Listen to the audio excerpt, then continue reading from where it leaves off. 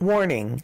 This program contains frank and mature discussions intended to educate and advocate on the subjects of sexuality, sex, and gender and body positivity. Due to the nature of the topics being discussed, this may include subject matter and language that some may find offensive. This program is intended for adults only. If you are under the age of 18, if such material offends you, or if it is illegal to view such material in your community, please exit now. Brown chicken, brown cow. Brown chicken, brown cow. Brown chicken, brown cow. Brown chicken, brown cow. Brown chicken, brown cow. Brown chicken, brown cow. This is fun. Brown chicken, brown cow. Brown chicken, brown cow.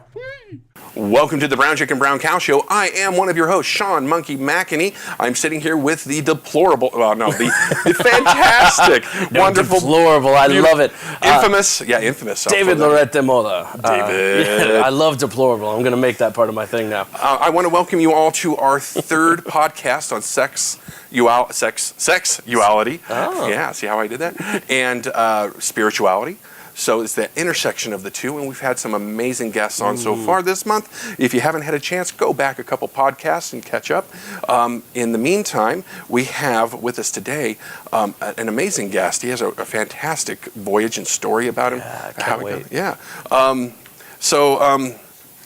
Let's get That's started. I would love to just jump in because I'm super excited about this. Yeah, I can see you're kind of shaking. Jittery. I'm trying not to shake the mic too much. Oh, jeez. Well, and when you shake the table, the mic shakes, and then the cat comes in and jumps on the microphone. It's just a whole butterfly effect. Oh, jeez. But we have a wonderful reverend of a Lutheran Church here, and his name is, their name is Cary Bass-Deschenes.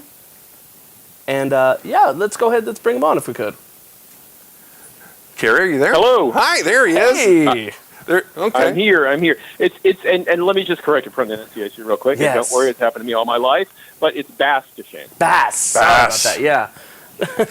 I've got a last name that throws people off, so I completely sympathize, and I'm very sorry. I have a last name that means run out of town on a rail. So, yeah. It's either that or contagious rash, one of the two. I'm not quite sure which my definition of my last name. So, I would actually love to address my little slip up there because as I understand, recently you came out as being agender. Is that true? Yes. Yeah. I was wondering if you could tell us a little bit about like your definition of agender. What does that mean to you exactly for our listeners who don't know?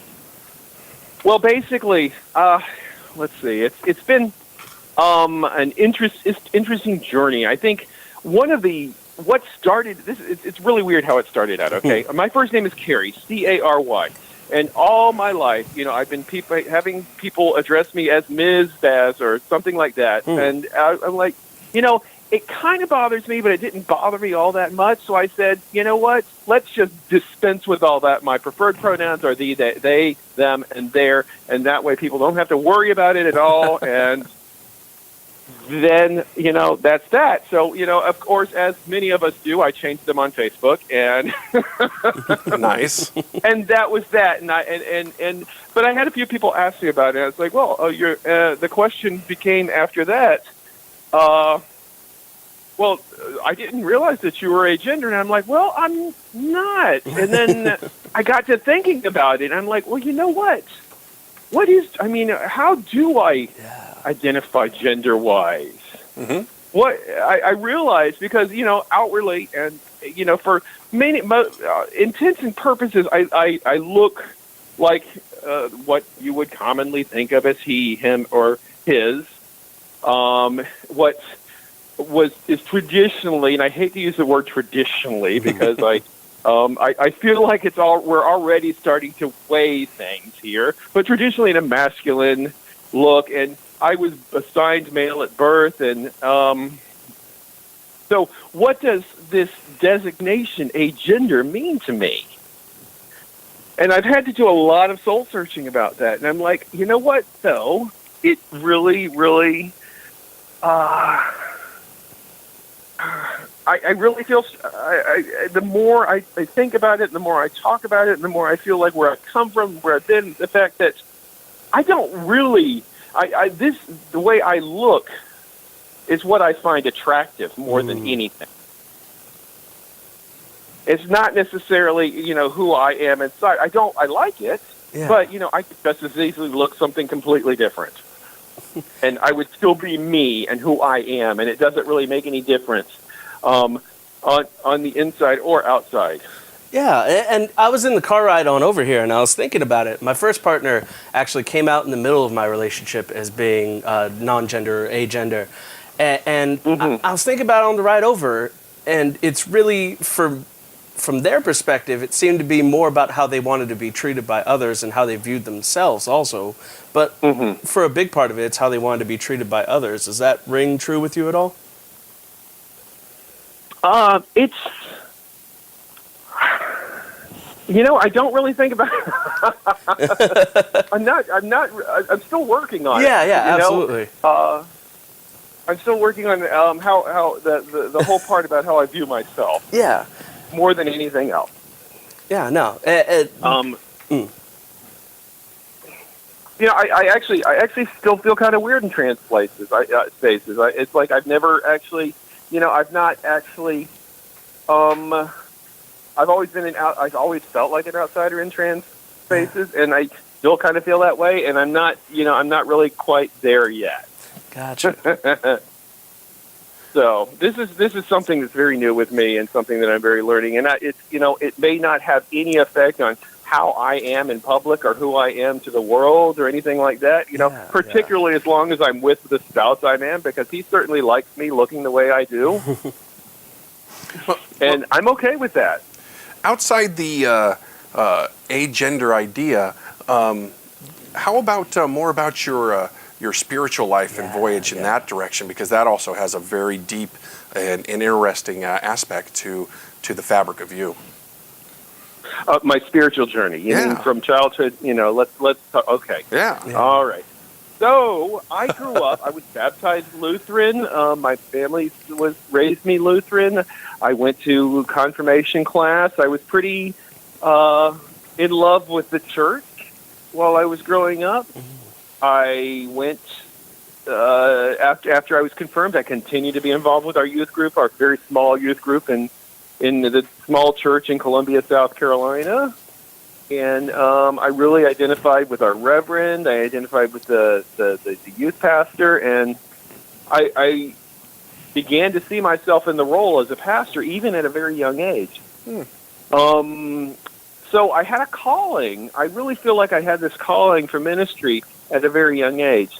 Well, I'm 50 years old, so this was in the 1980s, and I began accepting that I was also having a calling in a different direction. Right. That I was sexually attracted to men, and that seemed like something that went beyond, something I could just pray away. I learned very early on that it was not something that I could easily pray away. And my understanding of the church in those days was one that was not compatible with who I was as far as a sexual being. Right. And rather than try to move in the direction of ministry and realize that I would probably have to go through it as a fraud and not who I really was, I went in the direction of my heart. And I want to say heart, but it was more like, I'm 18 years old. It's my libido more than just heart. Yeah. So I went in the direction of where my body was taking me, and I tried MCC churches. If you're familiar with MCC, that's Metropolitan Community Church, for any of your listeners that might not know who that is. And the Metropolitan Community Church was, from the 1970s, a very open and affirming Christian congregation and denomination. But it comes from a perspective that I wasn't comfortable with. Very what we call in the Lutheran Church, very low church, very evangelical, very almost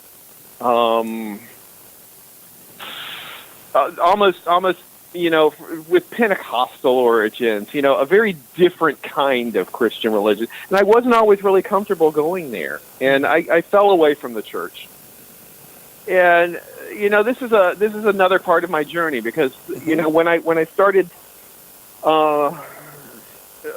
when I wasn't involved, when I stopped being involved with the church, I started being more involved with other communities. And, the leather community was was a community that I got very much involved in at a very young age. Gotcha. Yeah, I went into at the age of 20, they were changing the drinking law all over the United States. And at the age of 20, there were two places in the United States that I could drink legally. And one was Ohio and the other was Washington, D.C. And the choice that I made was the one that made the most sense, Washington, D.C., because what am I going to do in Ohio? Come on.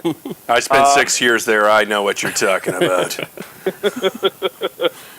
So I went into the D.C. Eagle, which is a notorious leather bar from way back in the day, at the age of 20. And that pointed me in a certain direction in my life for the next decade and a half. Oh, wow. I'd love to hear a bit more about your experience with the leather bar and that direction that it pulled you in. How would you describe your experience at working with the leather bar? Or being... Well, the first time, the first time, and this is an experience I hear from a lot of people, but the first time I went into the leather bar, it was a little bit scary. I was definitely, I'm very fortunate as a youngster to always much younger than my age, and I certainly did at 20. So I was, I was carded. I think I was carded until my late 20s, wherever I went on a regular basis. But so I was, but I was also very much intrigued by being around people in the leather community. Yeah. I've always been attracted to men that were older than me, and many times men that were much older than me. And there was a certain masculinity going on in the leather bar that I didn't always find in other gay bars. And if you don't mind me asking, how did you come across even finding out about the leather bar, that whole scene? Because for me, like, the concept of a leather bar is something that's almost brand new to me. As of last year, I had a friend who moved to the Bay and started working in a spot like that. How did you get into the community? There was a movie in the late 70s. It was called Cruising. And it was not really the best depiction of the leather lifestyle that existed, but there was a certain dark appeal, I would say, that I saw in that movie that I found very attractive and relatable. I think the movie was with Al Pacino, and it was a really awful depiction of gay life. Really awful depiction of gay life. But I think the fact that my hormones were going on, were raging at that age, and I was very sexually charged in my 20s.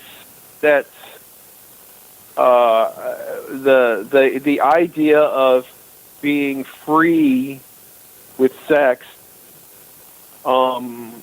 seemed to be very appealing. And this and I would like to note that Rock Hudson died from AIDS in 1984, and I turned 18 at the end of 1984.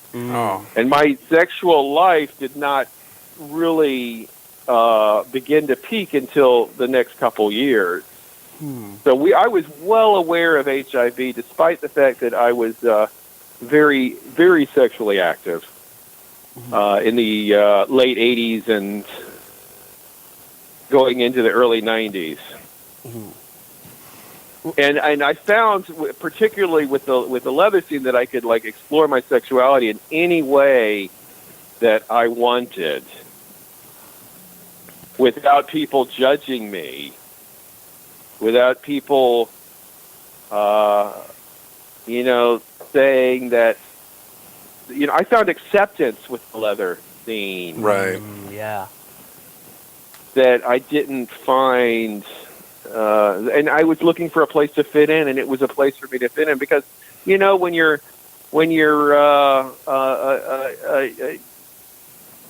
hyperactive, homosexual, young-looking, slight of build, adolescent in South Carolina, it's hard to fit in to very many places. And so in my 20s, going out into the finding the leather community was really something that I naturally fit into. Nice. Yeah. Well, you know what? We have a lot more questions. We're going to come back to it. Oh, yeah. We actually have to go to our sponsors right now. And David, you want to throw it there to the sponsors? Sure. Here's a word from our sponsors. That was nice. Hi, guys. This is Sean Monkey McAnee. Monkey for short. You know what? If you're in town here in Sacramento, or if you're anywhere, you need to check out Midtown Moxies. They are a Sacramento burlesque troupe that is blowing my doors off. They are amazing. Generally, they have 2 shows a month. One called the Midtown Moxies and one called Moxie Crush. You need to go to midtownmoxies.com or find them on Facebook. They are amazing. They're beautiful. They're funny as hell. Trust me, I wouldn't be advertising with them if I didn't believe in them. They are freaking fantastic. Enough said. Go to midtownmoxies.com. And now we're back. Welcome to the Brown Chicken Brown Cow Show. This is Monkey. I'm David. And those were some great sponsors. Yeah, they were amazing. I love them.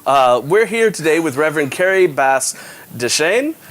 And you were just talking to us about your experience with in the leather bar scene and how you found it in your 20s. And I was wondering, actually, was it... Because I know you're a reverend right now. Was there any tie-over between those two scenes? Like, in terms of mentality, acceptance, anything of that sort? Well, maybe I didn't know it at the time. But when I was, there was, I guess I found out later that there were certainly members of clergy that were involved in the leather scene. I think one of the things that appeals to people who are in ministry, particular more orthodox forms of Christianity, is the ceremony and the dressing up and all that. And I know that being a minister, we certainly like our outfits that we wear in front of a congregation. I had a mentor in seminary. I'm sorry, I'm just thinking funny hats.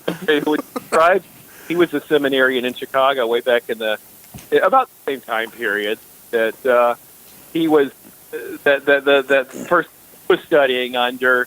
They took their albs off and everything with their leather outfits, and they just walked off and went to the big leather event that's in Chicago Memorial Day weekend. That's I remember.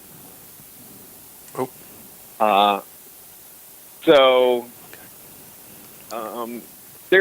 as far as that goes, there's certainly a liturgical, what seems like a liturgical tie-in between ministry and the leather community.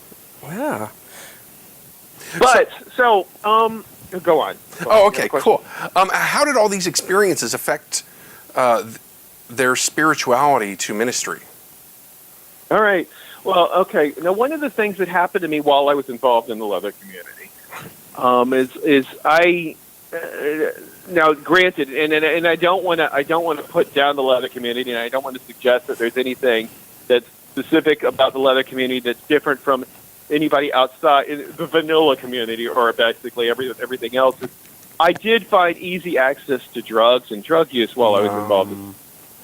And there's a lot, and it's not hard to find. And there's a lot of sober people who are involved in kink and leather, and God bless them. I love them. I wasn't one of the people I hung around weren't one of those people either. Right. And so I actually, my spirituality kind of was centered around myself. Okay. and finding ways and means to please myself. And so my journey into refinding my spirituality took a turn into losing my spirituality completely. No, I've never been, I've never been an atheist. I've never not believed that there wasn't a God. Mm-hmm. I just believed that God forgot about me. Yeah. So, when I say that there was a time when I had no relationship with God, it was the fact that I was keeping myself from having a relationship with God. Gotcha. Because I was consumed with myself. Right. So what managed to bring you out of that? What actually flipped for you? Well, I started. I needed to get clean. I needed to get. It was finding myself, and I needed to do that through the 12 steps. The 12 steps that people are familiar with from Alcoholics Anonymous. I didn't go to AA. I went to another fellowship, but I found when I got clean, the 12 steps are very centered around. There's a lot of God language in the 12 steps, right. And I started to learn to pray again, and I started to learn to trust God again, and I started to gain faith again that things were actually going to go well for me, and that I was actually a likable person, and that I was actually somebody who maybe God was actually noticing. Yeah, that's a beautiful story. And in terms of, because you went from this feeling of God not being there for you to refinding this, how did you get back into your Lutheran specifically, that whole side of your faith? Well, when I started to date my husband, way back in the 2010s. No, I'm sorry, way back in the 2000s, not the 2010s, in the last decade. I went over to his place, and he had a picture of the Virgin Mary on his wall, and I said, "Wow, I'm hooking up with a guy who actually has a connection to Catholicism." Mm. And I saw that, and I was like, this is really appealing to me, and I think I said to him, at some point after we started seeing each other. Hold on a moment. Oh yeah, absolutely. We have an emergency doggy event happening here. Thank you for listening. Emergency doggy event. Oh. Yeah, let me get it. I'm going to go into another room. If this was an actual emergency doggy event, it would have been followed with ways to bring in a cat. And also cuddles. Yeah. Because I love puppies. And snacks. Okay. So I'm in another room now, and you can't hear my dog. Hopefully you won't hear my dog barking. Where was I? Was talking about my spouse and when we got together. Yeah. And we started to, when we started dating at some point, probably maybe a year and a half in our relationship, I said, we moved to San Francisco, and I said, you know what? I want to start going to church. And let's try a Lutheran church, because we know the Catholics really aren't cool with us. I grew up Lutheran. Let's try going to a Lutheran church, and I'm sure that there's a Lutheran church in San Francisco that's going to be accepting of us. And I wasn't disappointed. There's actually a number of Lutheran churches in San Francisco that were perfectly accepting of us. And we found our church, and, we started attending regularly. And it was while we were attending regularly, I said, "Oh, you know what? I had this call when I was younger, and it's really, really still with me." Yeah, and I was wondering, so being a gay, at the time, male-identifying man, becoming a reverend in the Lutheran Church, I was wondering, was there any kind of blowback, any kind of resistance at all from the clergy or the fellow parishioners, that sort of thing? Well, not in the church that I was going to. Now, the denomination I belong to is the largest Lutheran denomination in the United States, and at the time, it was 2008 that we started going to church, and 2009 is when the ELCA had its church-wide decision that they would start allowing people who were in committed same-sex relationships to become clergy. So it was the year, and so I entered seminary in 2010. So I'm in the first class of people that were in seminary that went into seminary fully under the new policy. Yeah. And sounds like the clergy tended to go with it and not have too much of a problem with it. Right. No, for the most part. Now there was as you might have expected, there was a little bit of a schism in our denomination. I think our denomination lost about maybe 20% of its congregations over the next few years because of that decision. That's considerable number. It is a considerable number. Yes. And it's a disappointment. I've always it always makes me think of 50 years from now, and your church is like, well, part of your church's history is you left the denomination because of gay people. Yeah. Isn't that a little bit embarrassing for you? Yeah. Right. So, let me ask you another question, because, like I said, you do have a rather interesting background, things that you've done that have brought you to the clergy, or to become a pastor, I guess, as well as things that you do as a pastor. Some of your outreach, let's go in that direction. I understand that you reach out to local prisons and things like that. I'm actually a volunteer at San Quentin State Prison of California, which is rather big and notorious. Quite a history. But I've been involved in going into San Quentin for the last 4 years. I started this before I even became ordained as a pastor. Oh wow! And I got involved in the restorative justice program, and Father Williams, who was the Catholic chaplain at San Quentin, he said, "Listen, there's some people that want to start a program for trans and gay inmates. A church worship service." Now, as you can imagine, that gay and trans inmates don't really feel welcome in the regular worship. Oh yeah, in regular Christian worship at state prisons, and they wanted me to they wanted to organize, and they wanted me to come in and help facilitate it. And we started doing that 3 years ago. We just celebrated 3 years of what they call the New Hope congregation.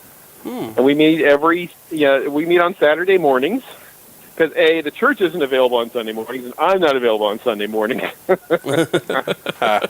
So we do this on Saturday mornings. I go in every other week, and trying to find another person to come in and help me fill in the weeks that I'm not there. But it's been a really interesting experience. Because it's as difficult as prison is for anybody. It's got added difficulties if you're a gay man, and even more added difficulties if you're a trans woman in a men's prison. Wow. So, and in terms of the population that you serve, do you do the general population? Is it more minimum security, or is there a population that you serve more than another? Well, the people I work with in San Quentin is general population. They're what we call level 2 prisoners. Most of them are lifers, and what that means is whatever they went to prison for is something they're serving life. So a lot of people are there for second degree murder or manslaughter or some other severe crimes. Many others are there for third strike. As California, we have this third strike law that has been lightened up in the last few years, but still there's a lot of people in prison who are still there because of third strike. So, I mean, but to push back on that, I'm also dealing with a lot of people who are in 40s or 50s or 60s who committed their crime when they were like 19 years old. Yeah. And they're not the same people they were in those days. No. There's a lot of growing up during that period, yeah. There is definitely a lot of growing up during that period. And being incarcerated, that's kind of isolated. I mean, you have a lot of time to think about things and things that you did and things that you want. But, right. so you get to communicate with that aspect of someone who is looking for something to change their scope on things, I imagine. And so the way that, and one of the things I can relate to is because, listen, I did a lot of drugs when I was younger. I did a lot of things that I could probably have gone to prison for myself, had I been caught. Nothing that I would say that was so serious that it would have actively harmed anybody, you know. Yeah. Nothing that I'm not worried about talking now. There's nothing that doesn't have a statute of limitations attached to it, and it wasn't so long ago, so I could pretty much talk about anything I might have done in the past. But still, there's no reason, one of the reasons why I'm not that I wasn't arrested, is the fact that I'm a white person with who appears male, and it's and I was very good at not getting caught. Time that I had a situation, I was very good at them not finding anything, if that was the case. So, I could have been in prison at some point in my life, and I really relate to these people because, it even if you're not hardened, what we call, I hate to use the term hardened criminal, but even if you're not somebody that has the potential to kill somebody else, I think somebody that starts out in the prison system, can find themselves in situations that, and making excuses and building upon those negative experiences to have even more negative experiences in their life. Yeah, that's so true, Cary. Thank you so much. And real quick, though, we got to go to do some sponsors. We'll be right back with you, and take us out, Monkey. Sponsors.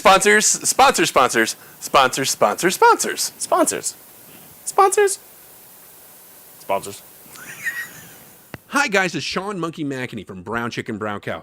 You know what I suggest? I suggest you go to luckybloke.com. Why? Because you can order your condoms online every month. Let's say you have multiple lovers that require different types of condoms, small, medium, large. You don't have to go to the store and buy all these different condoms. You can actually order them from Lucky Bloke.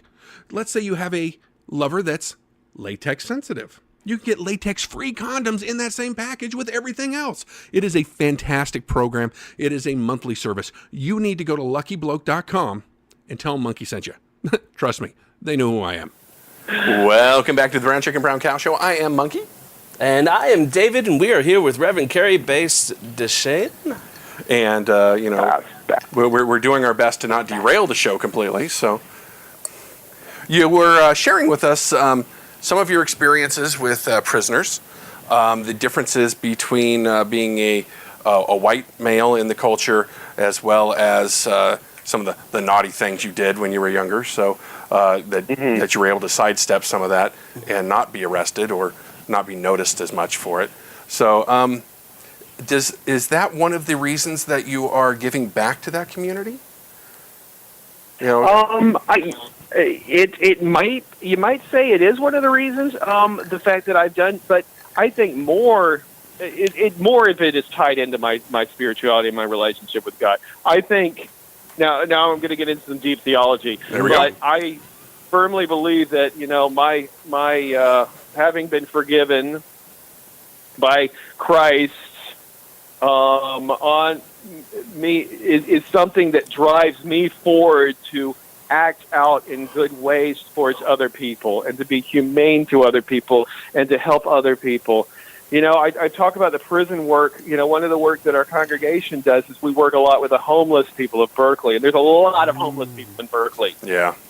And it's, for a lot of these people don't get a lot of human treatment by people in the community, and I think being humane, just a gesture. I don't make it a habit of giving money out to people that ask me for money, but that doesn't mean that I ignore them. That doesn't mean that I can't say things like, I don't have anything right now, but I'm hearing you and I'm seeing you and you're a human being. I'm going to tell you this, and I'm going to acknowledge you as a person. That is such a huge part that I've noticed. The people tend to just walk past and not even recognize these people as being fellow human beings who are just in a tough spot. That's beautiful. I was wondering, could you tell us a little bit about the work that you do with the homeless, like a little bit more specifically? Well, there's a couple things that we do. Our church, there's a dinner that's provided 5 nights a week. Now, 4 nights it's put on by an organization in the city of Berkeley that they do it, but they do it at our church, and I'm still there, Yeah. And then on Wednesday we have a spaghetti dinner that our church puts on that attracts a lot. Attracts a lot of not just homeless people, but other people, members of the community, are there as well. And that's one thing that we do. And another thing we do is that the East Bay Street Ministry, when we'll go out in the evenings and talk to people who are on the street, maybe give them some socks, maybe give them some a poncho, because the rainy season is coming up. And, talk to people, and some of them are in bad spots, and some of them really do need somebody to talk to, and they just haven't figured out how to do it. They might not even know that they need to talk to somebody about what's going on in their lives. And sometimes that leads to change in people's lives. Sometimes that just leads to a change in their day. Yeah, it's true. Speaking of that, I know that helping the community in this way takes a lot of energy and a lot of functions to make it happen. Are there any ways that people can help support that for you, or any way we can talk to the community to help them come together and help you help them? The community, that is. Well, our church can certainly use money. Oh, money! Oh, that's a simple one. Who needs that? And I'm going to promote our spaghetti dinner fundraiser is coming up, and I'm pastor of Lutheran Church of the Cross in Berkeley. Mm-hmm. And if they want more information, our website is allwelcomelutheran.org. We're probably more active on our Facebook page, which is Lutheran Church of the Cross, Berkeley. Mm-hmm. And we will be starting to advertise our spaghetti dinner fundraiser in the very near future. And people can donate money to that. We'll be helping. It costs about $30,000 a year. Oh, wow. To put on. Yeah. We serve about. About 400 plates a month on Wednesday nights only, through our spaghetti dinner, and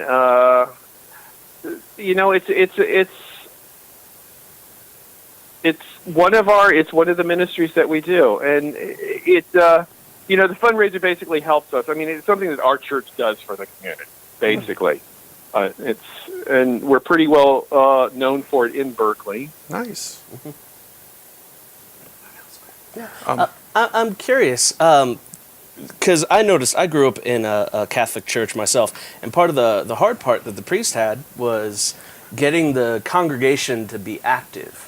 I was wondering, how do you get a congregation of people, be it religious or not, to be active in your cause? I think one of the things, we're actually a fairly small congregation, but our members are pretty active. They're very interested in what we're doing. They're very involved in what we're doing. With the volunteer activities that we have, they get involved in. They help out with the spaghetti dinner.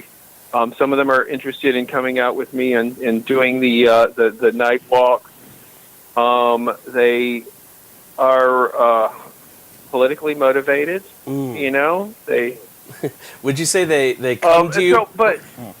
I'm sorry. Oh, I was gonna say, would you say they come to you politically motivated, or just motivated in general, or do you inspire them? I think it might be a combination of different things. I think some of them come politically motivated. Some of them are inspired by what we have to say. And But I think the best way to get people involved is one-on-one, having one-on-one conversations with them. Yeah. Well. So, do you have any recommendations for people to find, like local churches or places to find people, like in other places? Is there like a website for this type of situation? This you're going to have to be more specific. Like, our readers are from everywhere. Well, yeah, for example, our listeners are from everywhere. Right, so I didn't know if there was like an organization out there that says, "Hey, if you're looking for a church to support, come here." That type of thing. Like a registry, or Yeah. something like that. Right. Well, I think different denominations have different. Yeah, you're right. Different denominations have different places. I mean, I would go Google. I mean, I think gay churches are definitely something that is open to people of open sex, who are sex, open to sexualities and non-normative genders. So those are certainly places. So if you Google, gay churches that in your area, that you might be able to find what you need to find. I had. It's interesting because this morning during our Bible study, we had some guy walk by and he started screaming because there's a rainbow outside outside the church. And he started screaming about how that was not very Christian of us, and because you put the rainbow up. Yeah, we have a rainbow out there, and the rainbow makes us something that is that he feels like he has to realize, but. There's a church with a rainbow sign. Those are good places to go. There you go. I'm curious because let's say I were to take a car ride out to Berkeley. How would I get to volunteer with you and help out a little bit? How would you get to volunteer with me? Say, let's see, if you were to take, coming on Wednesday nights and helping out with our spaghetti dinner. That's something that we love to have volunteers here for that. We love to have people come and just serve and to clean up afterwards and to help set up beforehand. If you're interested in walking around Berkeley at night with me, let me know. We'll schedule a time to do that. I'm free. I'm open to do that. I normally do it once every few Sunday nights, but I'm open to do that any other night of the week as well. Okay. For people, you mentioned somebody's been doing. Oh, sorry. You mentioned walking around Berkeley at night. Yeah, in the evening, or at night. What's the purpose of that? What's the goal? I'm curious. Oh, to talk to people that are on the street. To talk to people that are in situations, like giving away socks and ponchos, or just to see where people that might not otherwise have somebody to talk to, that might be in trouble in some way or another, that need somebody to talk to. And many of them some of them just want to have a blessing. Some of them just want to talk about what's been going on with them. Some of them just are so high they babble on, but it's nice to babble on to somebody. It's true. I've had that a number of times where I'll just sit there nodding my head. I have no idea what this person is saying, but the fact that I'm sitting here listening to them, I think it's worthwhile. Absolutely. It means the world. So real quick, is there an organizer or someone that can be emailed for volunteer services if people want to join up, or is it just kind of show up and help out? Well, yeah, you can certainly. Our email address for the church is office, OFFICE, at allwelcomelutheran.org. And one more time for the listeners, if we can get that. Office at allwelcomelutheran.org. Beautiful. All right. Well, I just want to say thank you so much for coming on. You've really enlightened us. You've helped us understand a voyage of adversity and struggle. Even if you kind of go off of your intended and vision of what your life would be, doesn't mean that you're always off that path. You will come back around, right? And you can find yourself right where you want to be just you have to go through a self-exploration and a new way of looking at things. So I'm really inspired by your life story and your transition to agender, how that affects the work you do and the work you've done in prisons with gay and TP. Why not go? Yeah, it's a men's prison, so there's no L there. No L, yeah, okay. But yeah, very inspiring, and I want to thank you for coming on the air with us.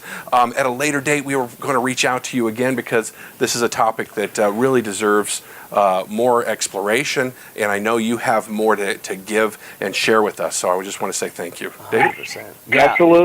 Absolutely. I'm really excited to All see right. like where you develop your agender side, and like if that's a thing you develop or what happens with it. Like I'm really excited to hear about it later. Right.